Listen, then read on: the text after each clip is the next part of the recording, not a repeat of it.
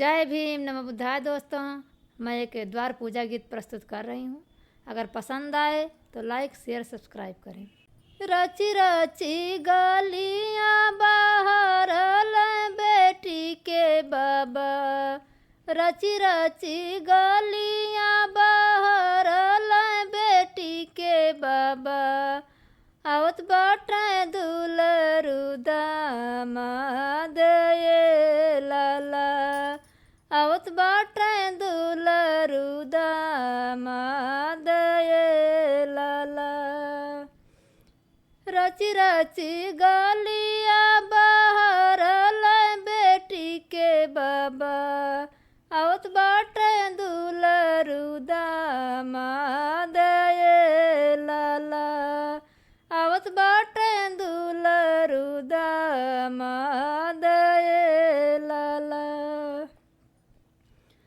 घर में से निकली बेटी के दादी हो, घर में से निकली बेटी के दादी हो, हाथे में आरती के थाल ये लाला, हाथे में आरती के थाल ये लाला।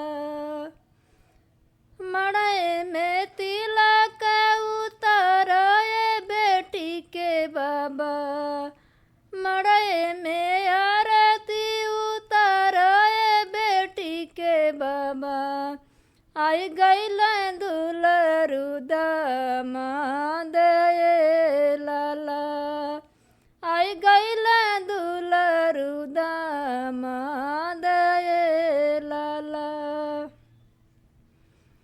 रची रची गलियाँ बाहर बेटी के पापा, रची रची गलियाँ बाहर बेटी के पापा, आवत बाटे दुलरू दामाद ये लाला, आवत बाटे दुलरू दामाद ये लाला। घर में से निकली बेटी की मम्मी हो, घर में से निकली बेटी की मम्मी हो, हाथे तिलकिया के थाल ये लाला, हाथे आरती के थाल ये लाला। मड़ई में तिलक लगावो ये बेटी के पापा, मड़ई में तिलक लगावो ये बेटी के पापा, आई गईल दुलरू दामाद ये लाला, आई गईल दुलरू दामाद ये लाला।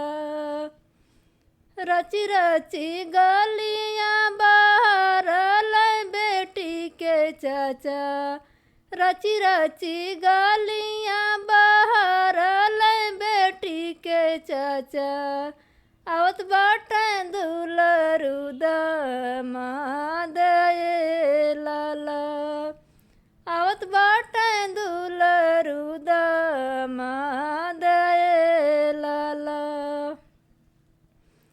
घर में से निकली बेटी के चाची हो, घर में से निकली बेटी की चाची हो, हाथे में आरती के थाल ये लाला, हाथे में आरती के थाल ये लाला।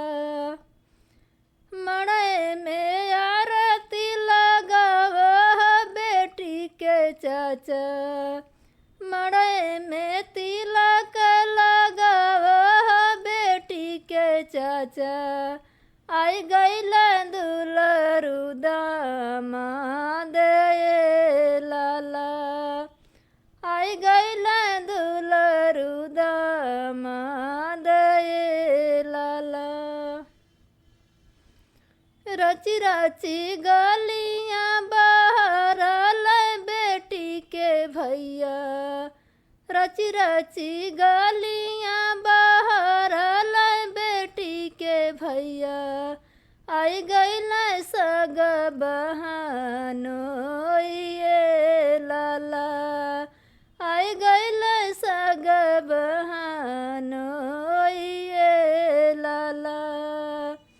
घर में से निकलली बेटी के भाभियो, घर में से निकलली बेटी के भाभियो, हाथे में आरती के थाल ये लाला, हाथे में आरती के थाल ये लाला।